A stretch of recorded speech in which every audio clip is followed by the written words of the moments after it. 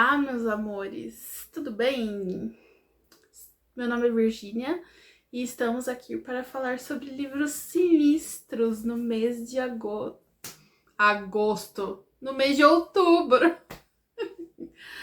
Virgínia, do que você está maquiada? Bom, o meu objetivo era fazer uma maquiagem demoníaca e aí no fim eu só tô parecida com o Robert Smith do The Cure e então assim é a vida e quem ri eu vou saber, hein? Ó, maquiagem de Halloween não é o meu forte. Eu realmente não sei fazer. Mas quem sabe ao longo do mês eu não desenvolva aí uma pequena habilidade. Ai, meu Deus. Esse vídeo era pra ter ido ao ar ontem. Porém, eu ia gravar na sexta-feira, né? Dia 11 de outubro. Pra postar no dia 12 de outubro. Hoje. Só que ontem passou um tufão aqui em São Paulo. E a gente vive, não sei se vocês sabem, mas a gente vive numa cidade sem prefeito, né? E aí eu fiquei 12 horas sem luz. E ainda eu sou da ala das sortudas. Porque tem gente que ainda está sem luz mais de 24 horas. Então, assim, estou reclamando de barriga cheia, de fato. Então, mas enfim, atrasou e é isso, é a vida. Mas estamos aqui e vamos falar, vamos começar o mês, finalmente, o mês das leituras trevosas, sinistras, misteriosas, e é isso. Hoje nós vamos falar sobre temas extremamente polêmicos, que é separar autor da obra. Um tema levíssimo pra gente, assim, começar o mês com o pé direito. Pegue uma bebidinha e vamos começar. Bom, vamos começar falando sobre uma das obras que fazia tempo que eu não li um livro tão estranho. Estou falando de As Narrativas de Arthur... A narrativa ou as narrativas, não sei, de Arthur Gordon Pym. Aqui é Aventuras de Arthur Gordon Pym. E antes de... Deixa eu corrigir uma fake news que eu cometi no meu vídeo de TBR, que foi sobre ter ou não uma edição desse livro em português. Quando eu falei, eu estava pensando em uma edição que eu vi na estante virtual, que custava R$150. Na minha cabeça, aquilo era uma edição da Kozak Naif, foi por isso que eu falei aquilo. Porém, dias depois, tipo, depois de eu ter postado o vídeo, que aí me foi corrigido que, na real, aquela edição que eu tava pensando, na real, é da Carambaia, e ela que custa R$150, tá? Então, assim, não vou dar preço ao serviço alheio, mas tenho opiniões, e é isso, entendeu? Mas assim, amo a editora Carambaia, eles fazem um super trabalho, tenho certeza que é uma edição belíssima e tal, mas enfim. Olha o tamanho do livro, né? Enfim. Vamos falar sobre... Aqui nesse canal, eu já comentei, quem tá aqui há bastante tempo, eu já comentei o meu histórico de leitura, né? Que quando eu era adolescente, eu era uma leitora voraz, assim, tipo, eu lia muito, muito, muito. E quando eu entrei na faculdade, por conta do ritmo da faculdade de Direito, de ser puxada mesmo, né? E exigir bastante leitura. Fora o ritmo de trabalho. O meu trabalho consistia em dar pareceres e escrever memorandos, que basicamente é você escrever uma tese, tipo, sei lá, uma tese por semana. Não tese, vai, exagero, mas sei lá, um TCC por semana. Os pareceres de 15, 20 páginas. E isso requer muito estudo, muito, né?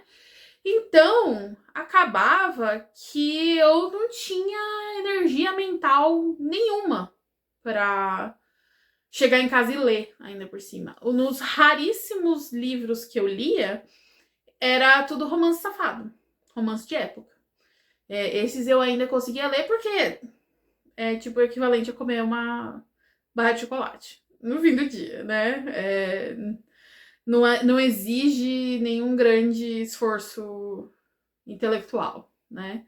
Diferentemente dos tipos de livro que eu tenho preferido ler agora, que é justamente isso, assim, retomando a minha jornada leitora nos últimos tempos, eu fui mudando o meu perfil de leituras justamente porque parece que conforme eu fui retomando o hábito, o cérebro começa a pedir.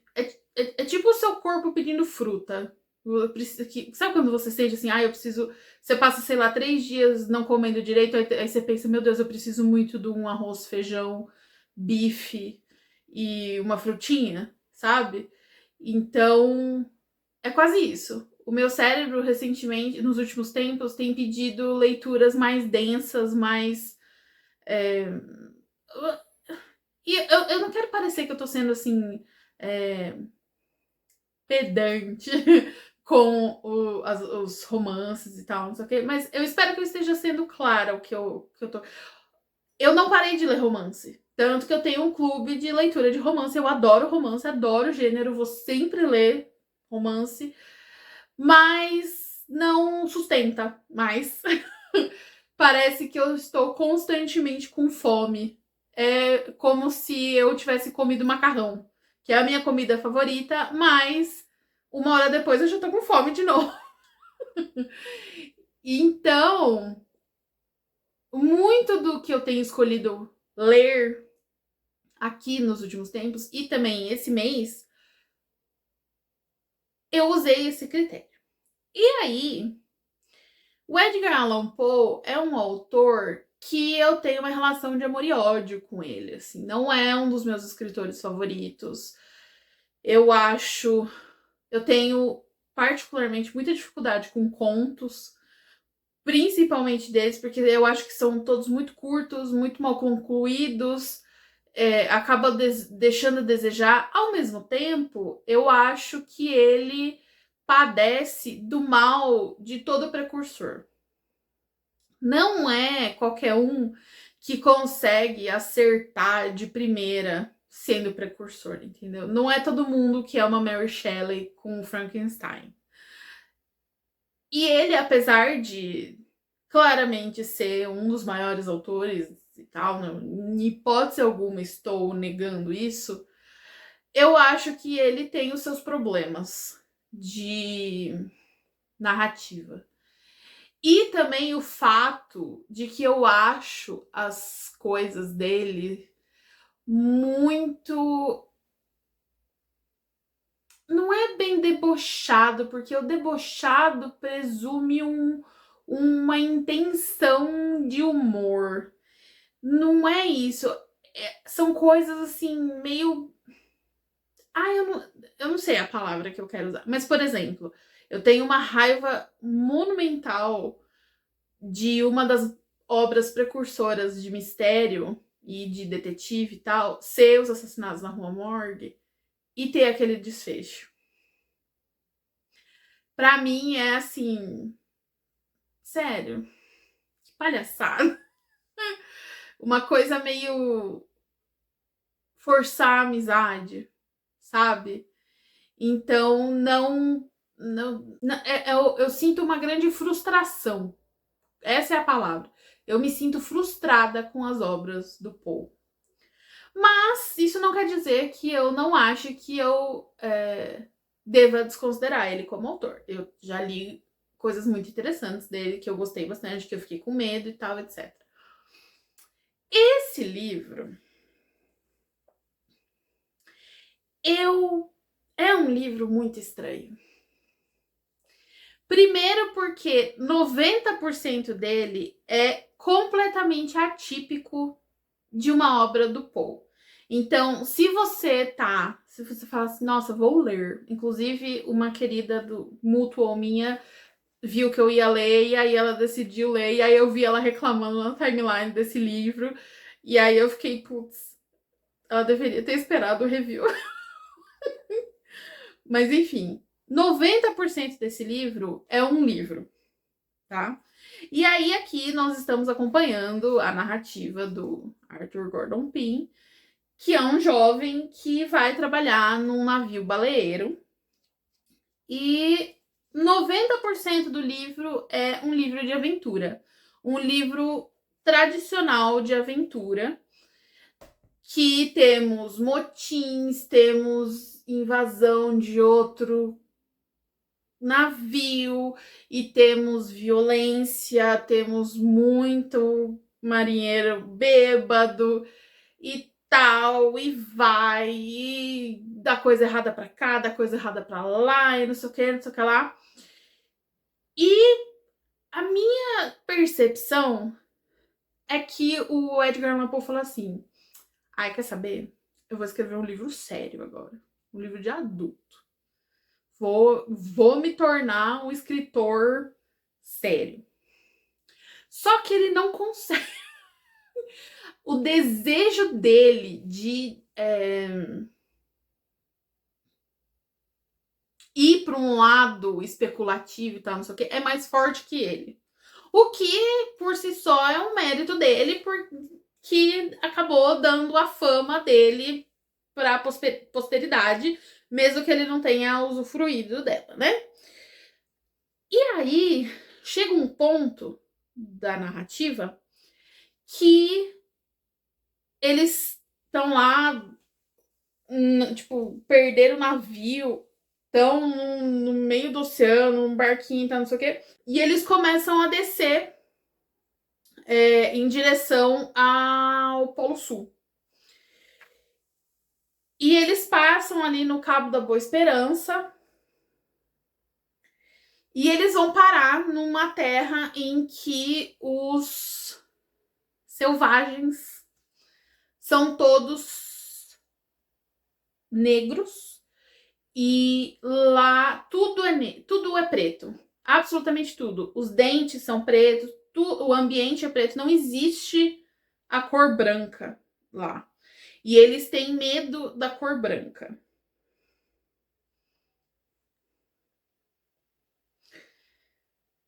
Enfim, complicado. E daí a narrativa entra no seu lado mais bizarro, que, assim, o meu amigo Eduardo vive reclamando que eu dou spoiler dos livros, mas é que tem coisa que eu não sei como falar, entendeu? Mesmo porque eu não vou recomendar a leitura desse livro. Não acho que, né, enfim. E aí, chega no final da história, eles estão indo e eles encontram, eles vão em direção ao Polo Sul,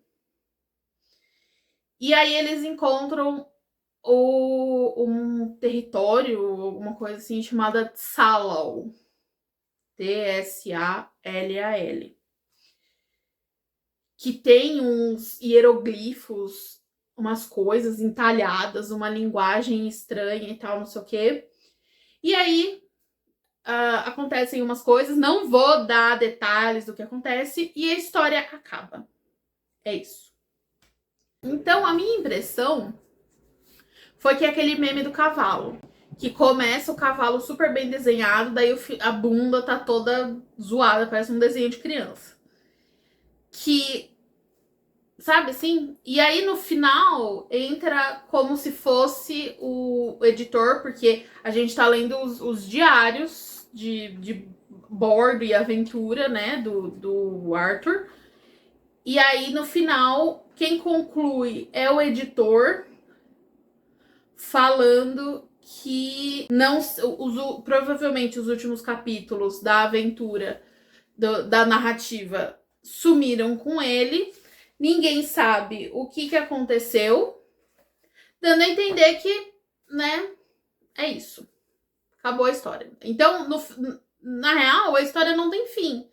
Ela parece assim, parece que ele desistiu. Então, isso é muito coito interrompido, entendeu? Você fica muito frustrado com isso. Além disso, não é uma leitura fluida de aventura que você acaba. Não é um Júlio Verne, não é um. Sabe assim?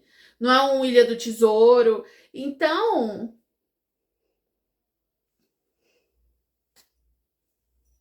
Só que, por que eu quis ler esse livro? Porque, por motivos que me escapam totalmente, esse livro foi extremamente influente na literatura. Para vocês terem uma ideia, Herman Melville fala que esse livro inspirou Moby Dick.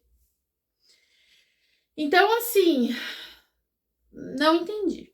De verdade. Não. É aquela coisa. Eu fiquei achando ruim, né? Que não tinha tradução e tal, que tinha tradução de todo o resto da obra dele, mas não tinha essa aqui. Aí a gente descobre na prática, né? Porque há coisas melhores do senhor Edgar Allan Poe. Mas outra razão que eu também gostaria, que eu decidi ler, é porque por conta da próxima obra que eu vou falar, que é o Nas Montanhas da Loucura, do H.P. Lovecraft. E aqui eu acho importante fazer um grandíssimo disclaimer. Como eu tava falando no começo do vídeo, quando eu comecei esse canal, eu decidi entrar numa jornada de ler os livros, o que é considerado canone ocidental e tal, e ler clássicos e tal, tanto que eu fiz a minha lista dos 40 clássicos para ler antes dos 40 e tal. E para mim, eu vejo como compartilhar essa jornada de tirar o atraso de todos os anos que eu fiquei sem ler e ler coisas, falhas no meu currículo, basicamente é isso. Uma grande ausência no meu currículo sempre foi o Lovecraft. Por quê? O Lovecraft, pra mim, tudo que chegava do Lovecraft era que ele era racista. Lovecraft, racista. E, de fato, um dos maiores autores racistas. E assim, não é o racista Agatha Christie, que é racista porque ela era uma senhora inglesa na época do Império Britânico e tudo mais. Não.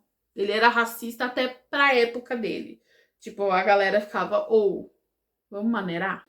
E assim, o que aconteceu quando eu tomei conhecimento desse fato? Existe uma premiação chamada World Fantasy Award. E o prêmio, o troféu, é um busto do Lovecraft. Daí, uma autora de fantasia chamada Nnedi Okorafor, eu não sei se eu tô pronunciando o nome dela correto, mas ela é americana, e descendente de nigerianos, e uma pessoa negra. E ela escreveu um post no blog dela quando ela ganhou a premiação de melhor livro, não sei qual que foi o prêmio que ela ganhou, mas que ela recebeu a estátua do Lovecraft, que é um autor notoriamente racista. E aí, na época, eu lembro que, eu não sei se por conta disso exatamente, mas o Lovecraft voltou a dar uma bombada na internet, assim, e tal. Principalmente com referências do chamado de Cthulhu, que uma pessoa chamou ele de Chuchuco, do Chuchuco. E no meu núcleo, e assim, o meu ranço com o Lovecraft já existia por conta do de todo o racismo e tal, que sempre expunham que ele estava atrelado. Daí, para ajudar, eu fazia parte de um grupo de pessoas, principalmente no Twitter, de um núcleo, assim, uma bolha, digamos, que eles achavam o auge do Ed e do Trevoso, por falta de palavra melhor.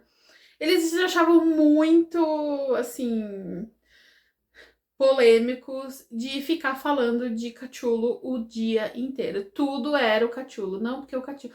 E assim, sério, eu peguei um ranço, que eu falei assim, eu nunca vou ler essa porra desse Lovecraft, que inferno. Enfim, 15 anos depois aqui estamos, né? Mas, então o meu histórico com o Lovecraft não é dos melhores. Só que reavaliando e a maturidade e tal, e já não fazendo parte dessa bolha há muito tempo e tal, não sei o quê, eu falei assim, e também lendo cada vez mais clássicos góticos de horror e de mistério e tal, e estudando tal, eu vi que não tinha como escapar do Lovecraft. Porque ele é onipresente no gênero, a partir do momento que ele se estabeleceu. Principalmente para todos os autores dos últimos, 70 anos. E aí, decidi dar a mão à palmatória e ler Lovecraft. Comecei pelo Nas Montanhas da Loucura, que veio justamente porque é basicamente uma continuação de a narrativa de Arthur Gordon Pym. O Lovecraft abertamente falava que ele se inspirou no livro do Poe, e nós estamos em Sallow. A gente acompanha o narrador, é uma história, é um conto epistolar, e contando, eu acho que é um dos contos mais longos dele, que ele já escreveu. E aqui a gente acompanha a narrativa de um professor chamado Dyer, da Universidade de Arkham, que é uma cidade fictícia que o Lovecraft criou, que qualquer pessoa que já assistiu Batman reconhece esse nome, né? E eles estão numa expedição geológica no Polo Norte. E aí ele tá contando que algo terrível aconteceu e que ele precisa espalhar essa história para avisar as pessoas de jamais voltarem lá naquele lugar que foram fazer a expedição. Parte do grupo vai e aí desaparece. A gente sabe que aconteceu uma tragédia e que aí os remanescentes estão tentando descobrir o que aconteceu com o pessoal que foi lá e tudo mais. E aí aqui, quando eles chegam para investigar, e aí tem as criaturas, eles começam a achar fósseis de umas criaturas gigantescas, de uns esqueletos com asas, de umas criaturas com asas e tudo mais. E, assim, eu fiquei muito surpresa com o fato de que a 4ª temporada de True Detective é totalmente inspirada em Nas Montanhas da Loucura. A única diferença é o final. E os nomes são os mesmos e tal. E o território, eu acho que o território que é Xalon, igual o livro do Pym. Se eu não me engano, é o território, mas tem outra coisa, que o Edgar Allan Poe usa, quando ele tem as criaturas lá no livro dele, ele fala que as criaturas fazem um som, tac-li-li. E aí o Lovecraft usa esse mesmo som nas criaturas dele, fala das criaturas que a galera tá encontrando lá. E assim, esse conto, eu achei ele, sei lá, 30% dele muito interessante. Por quê? E assim, eu confesso que eu me surpreendi o quanto eu gostei. Das partes que eu gostei, né? Calma. Porque assim,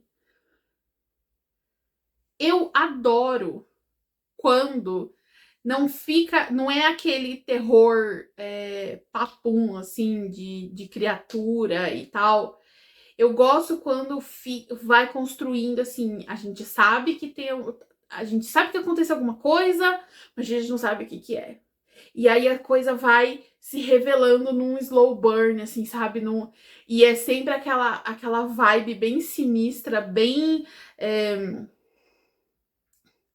eerie. Como é que traduz eerie? Tá aqui estranha, mas não é exatamente estranha. Mas assim, é uma coisa meio, sabe assim, uma vibe de terror, assim, bem sutil, que vai piorando e tal. E aí você sente o desespero do narrador de assim, eu estou contando uma história horrível, uma história traumática. Eu preciso que vocês me escutem, eu preciso que vocês acreditem em mim, mesmo que seja completamente maluco o que eu vou contar para vocês. Não à toa tem loucura no nome, no título, né? Qual que é o problema? Ele passou tempo demais na parte técnica do rolê, do que eles estavam fazendo, da geologia do lugar e não sei o que. Isso é um porre. Então, assim, eu amei o começo, aí tem um pedaço ali, metade é um porre, aí depois fica super interessante de novo. Eu confesso que eu super achei que essa leitura valeu. E assim, mas se você decidir ler por minha indicação, eu acho perfeitamente ok você dar uma pulada ali nas partes meio chatas, tá? Eu não vou te julgar. Fiz uma leitura dinâmica ali, vou ver que tava tipo, meu Deus, que saco. Mas eu gostei bastante. Eu gostei do final, do desconforto que dá o final, assim, e tal. E aí eu falei assim, pô, será que eu sou agora uma leitora de Lovecraft? Será que vou me aventurar mais pela obra dele? E aí eu fui estudar. Porque realmente ele era um autor que eu cagava, assim, eu ignorava totalmente. E eu fui estudar a questão do horror cósmico, o que era, o que diferenciava, o porquê era diferente do terror tradicional de fantasma, de casa assombrada e tudo mais. E não poderia ser diferente. Eu decidi começar no mito do Cthulhu. E aí as coisas começaram a ficar mais problemáticas. Primeiro, antes de mais nada, eu total entendo agora por que só falavam da porra do Cthulhu. Não é tipo, ai, o auge do Ed e do. Ai, como eu sou cool e bacana e tal. Não é. Mas é um conto muito legal. Muito legal. Só que é bem racista. Muito. Meu Deus. E que difícil. Que difícil isso, gente. Obviamente que eu tô aqui falando com uma pessoa branca, né? Vocês têm N outros produtores de conteúdo negros que já falaram sobre isso, que falam sobre isso. Muitos que defendem que se leia Lovecraft sim, que se retome a obra dele, que se aponte o racismo, que se problematize e tal. E, sinceramente, eu sou dessa vertente, sabe assim? Porque nós temos uma maturidade suficiente para ver o negócio e falar, isso aqui é errado, entendeu? É errado o jeito que ele descreve pessoas negras na obra dele. É muito errado. E isso não é sinônimo de falar você é um racista por ler a obra dele. E eu sei que aí a gente entra na seara da dona Joanne, autora falecida da obra do Harry Potter. E aqui entra uma questão muito objetiva, que é a econômica. O H.P. Lovecraft morreu há muito tempo. As obras deles estão todas em domínio público. Você comprar um livro dele, eu estar aqui falando do livro dele, eu falando para você ler um livro dele, um conto dele, não vai deixar ele mais rico, não vai deixar ele mais poderoso, ele não exerce mais influência das ideias racistas dele para ir para frente e tal. O que não é o caso com a dona Joanne. Dona Joanne usa sua fortuna para perseguir pessoas trans. Se antes havia pessoas que se faziam de desentendida e falavam, mas ela só tá defendendo as mulheres. Qual que é o problema? Eu acho que o episódio durante as Olimpíadas e o que ela fez com aquela lutadora, que é uma mulher, nasceu mulher, sempre foi mulher, não é uma pessoa trans. Assim, é tipo, nem se desenhasse, nem se alguém desenhasse, seria tão evidente o quanto ela odeia e usa a plataforma dela para perseguir pessoas trans. Simples assim. Não é indefensável. E também eu acho que quem fala o mesmo do Lovecraft fala assim, as pessoas não deveriam ler esse livro porque ele tem conteúdo racista. Eu acho também válido quem tem esse posicionamento. Não é o meu posicionamento, mesmo porque eu tenho diversos outros autores que a gente sabe que tem coisas muito problemáticas, como já citei aqui a Agatha Christie. Mas, e também o fato de que sempre que possível, isso é apontado. Hoje em dia, você não consegue ler qualquer coisa ou ver um vídeo, qualquer coisa relacionada ao Lovecraft, em que o fato dele ser racista não aparece. Entendeu? Então, assim, isso também é diferente. Não é um debate o racismo dele. Tá evidente. E também, isso é diferente com a Joanne, entendeu? Que, infelizmente, tem gente que jura de pé junto que ela só está defendendo mulheres. Só que essa defesa de mulheres que ela faz, no fim do dia, vai prejudicar mulheres também. Porque olha aí quem foi atacada. Olha aí quem estava correndo risco de ser atacada no próprio país, porque vem de um país que não aceita pessoas LGBT. E se tivessem achado que ela é de fato trans, teriam matado ela? E aí? Dona Joanne ia pedir desculpas? Não ia. Por quê? Porque ela tá lá no castelo dela, com os bilhões dela, e ela tá lá se fudendo. Ela não tá nem aí. E ela não precisa tá nem aí. E também, por isso mesmo que ela não precisa do nosso dinheiro, entendeu? Ela não precisa que fiquem promovendo os produtos dela, porque tudo isso dá mais poder para ela fazer mal, para ela fazer o mal. Enfim. E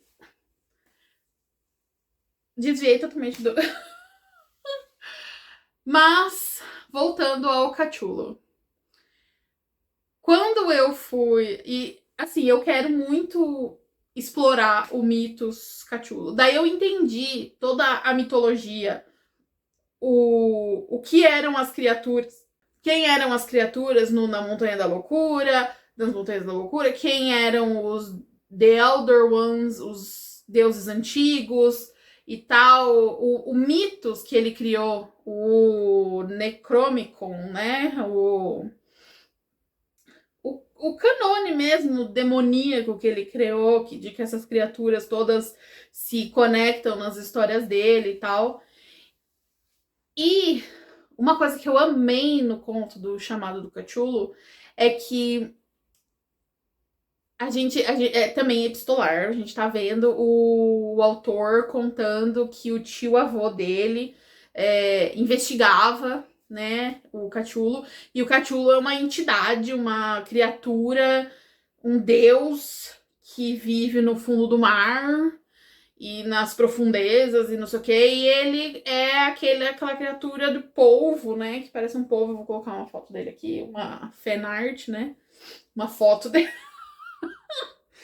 Enfim, e que o tio-avô dele e tal, e aí ele conhece um cara que tá investigando também. Aí esse cara prende adoradores de Cthulhu, que aí é o ponto mais racista do livro. Meu Deus, que horror aquela cena. E tal, e aí tem uma estátua e tal. É assim, é um sinistro tão gostoso, o ritmo do conto é tão gostoso e não padece dos defeitos igual nas Montanhas da Loucura, porque o ritmo ele é um conto bem mais curto, então o ritmo dele é mais acelerado. E aí eu também comecei a ler o seguinte no canone do Cthulhu, mas eu não terminei ainda. E o que caracteriza o forte do horror cósmico do Lovecraft é a impotência diante do desconhecido, do terror desconhecido. E eu achei isso tão interessante, porque o Lovecraft, as cartas que tem e tal dele, e por isso que eu não julgo quem fala que não é pra ler Lovecraft porque ele é racista. Porque o racismo dele, a paranoia dele com negros, com imigrantes e tal, ele é o equivalente a um QAnon de hoje. Ele era o equivalente a um QAnon. Inclusive, ele amaria qualquer fórum de internet. Ele seria muito estrela desses rolês. Nas cartas que ele escrevia com amigos, que é onde tá todas as ideias completamente malucas, xenofóbicas e racistas que ele já perpetuou, mostra esse pânico que ele tinha de porque estão tentando acabar com a raça humana, ou a raça branca, não sei o quê. E isso ele transformou esse medo dele, essa paranoia dele, no horror cósmico. Então, o racismo dele é intrínseco à obra dele. Então, é uma situação muito complicada. Muito complicada. Que não tem solução, entendeu? Não, o único consenso que existe em torno dele é ele era muito racista. É isso, entendeu? Eu me sinto desconfortável, assim, de verdade, falando dessas coisas, porque eu nunca vou sentir o que uma pessoa negra sente sofrendo racismo, entendeu? É muito complicado, muito complicado. E também o horror cósmico, ele nunca tem solução, sabe assim? Pelo que eu entendi. Obviamente eu não li toda a obra dele pra, né, bater o martelo mas me parece que não são obras que o mal aparece, por exemplo, numa obra tradicional de terror, que aí tem o herói, o mal, daí tem um embate e o bem vence sobre o mal.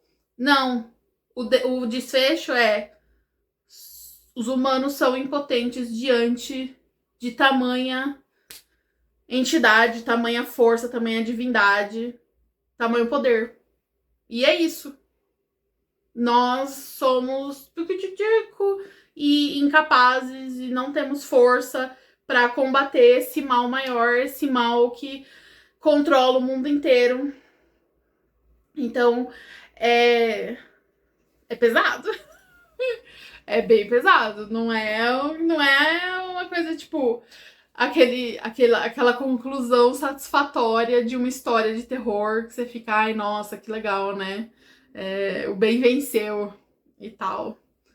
Enfim, muitas questões delicadas nesse vídeo. Mas eu acho que é isso. Para um começo de mês trevoso, foi ok, foi muito bom. Foi médio, foi bom. Então temos a narrativa de Arthur Gordon Pym, não recomendo. Temos Nas Montanhas da Loucura, recomendo com ressalvas, com leitura dinâmica. E O Chamado de Cthulhu, recomendo. Gostei bastante do ritmo e tal, não sei o que. Porém, não se esqueçam, é muito racista. Enfim, por hoje é só. Em breve volto com mais coisas, mais leituras. Estou muito em dia com as minhas leituras. Estou muito orgulhosa de mim mesma. Para o mês. Eu só preciso tempo de filmar. Talvez, se eu não perdesse tempo fazendo umas maquiagens doidas, né? Seria mais fácil. Enfim. Ai, ai. Enfim. Eu acho que esse vídeo foi bem complicado. Espero que vocês tenham entendido tudo que eu falei. Me contem o que vocês pensam sobre isso. Qual é a opinião de vocês sobre a questão Lovecraft? E é isso. Até o próximo vídeo.